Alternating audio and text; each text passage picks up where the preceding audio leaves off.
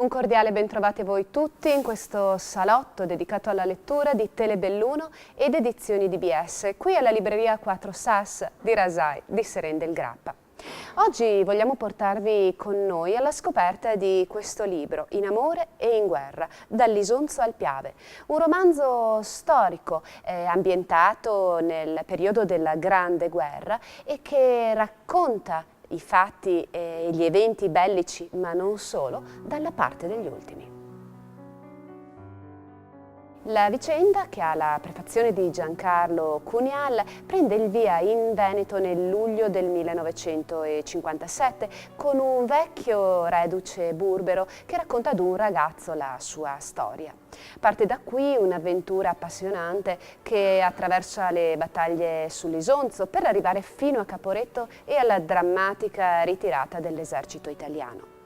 Il tutto ripercorrendo con estrema accuratezza alcune delle fasi salienti del conflitto, il richiamo alle armi, le battaglie sull'Isonzo, la vita al fronte, i gas, la ritirata fino al Piave, la vittoria e infine il dopoguerra. Signor Speranzon, chi è la voce narrante di questa storia? Praticamente uno dei personaggi era un vecchio sgorbutico che viveva nelle rive del Piave per conto suo. La grande storia è il palcoscenico su cui si innestano poi le microstorie che lei racconta e che diventano le protagoniste del romanzo. Infatti, praticamente ho cercato di cogliere quella che era la vita, le vicende degli ultimi, di quelle di cui mai nessuno parla. E stando a sentire quella che era la vita che conducevano quando erano mandati a morire per niente e solo per dare soddisfazione a qualche generale che doveva avanzare di grado, mi si accaponava la pelle. Purtroppo era così le cose che andavano all'epoca. Alla base del suo romanzo c'è però una profonda e puntuale ricerca storica che ha interessato anche le zone delle Prealpi Venete con dettagli specifici su luoghi e strutture che oggi non esistono più. Sicuramente. Quando mi sono messo in testa di scrivere questo libro, praticamente dovevo fare la storia di mio padre in guerra, che ha fatto tutta la guerra 15-18, arruolato nel 14 e congedato nel 19. E da ragazzo mi faceva diventare matto, che ogni giorno mi raccontava in continuazione. E naturalmente io all'epoca avevo altre priorità. E quindi lo tacciavo, lo dicevo: stai zitto che te la racconto io, lo so meglio di te. Poi sono passati gli anni e con la maturità mi sono reso conto che forse erano anche cose che valeva la pena di tramandare, che ci fosse un segno tangibile.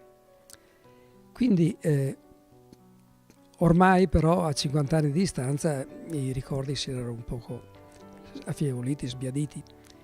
Quindi ho cominciato la ricerca dal comune dove mio padre era nato, ho trovato il foglio matricolare e attraverso di quello praticamente il reparto dove aveva combattuto.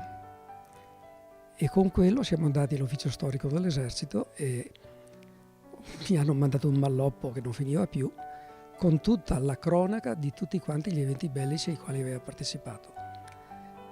Di conseguenza avevo anche la documentazione esatta, ho trovato un 85% di quello che mi raccontava mio padre, ho trovato una conferma puntuale.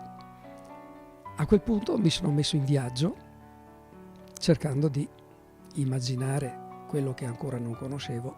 Naturalmente la ricerca ha durato un anno, una ventina di testi studiati e ristudiati, cercando di privilegiare quello che avevano scritto gli autori austriaci e prussiani, per confrontarli con quello che avevano scritto i nostri, perché le cognizioni che avevo all'epoca erano quelle che, come la maggior parte di noi, sono scritte sui libri di scuola. E sono storie scritte dai generali, da quelli che la guerra l'hanno voluta, l'hanno condotta e praticamente l'hanno anche conclusa a modo loro.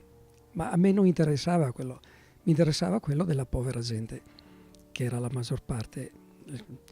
Quindi dopo oltre un anno praticamente mi sono messo a raccogliere queste notizie che avevo avuto, confrontarle con le mie e ho cominciato il lavoro normale. A quel punto però, per quello che mi aveva chiesto prima, i ricordi di mio padre, il personaggio di mio padre era diventato un personaggio come gli altri praticamente. Quindi avevo bisogno di una voce narrante come mi aveva chiesto prima e ho pensato di farla al vecchio sgorbutico che viveva in riva al Piave. Che messaggio resta a chi legge questo libro? Guardi, il messaggio è che praticamente nella storia del nostro paese non è cambiato nulla. Pensando a come sono stati mandati a combattere, a morire i nostri soldati all'epoca, praticamente ci si fa caponare la pelle. Ciò nonostante nella seconda guerra mondiale è successa la stessa cosa, quindi non si impara mai niente a sufficienza. E in pratica l'inutilità della guerra, specie quando è solo una questione di fare la gloria dei potenti e non della povera gente. E con questo, anche per questa settimana, noi vi salutiamo, ringraziandovi per averci seguito. Vi diamo appuntamento fra 7 giorni, sempre qui alla Libreria Quattro Sas di Rasai di Seren del Grappa, per un nuovo appuntamento con i libri e gli autori che parlano del nostro territorio. Buoni libri e buone letture a tutti.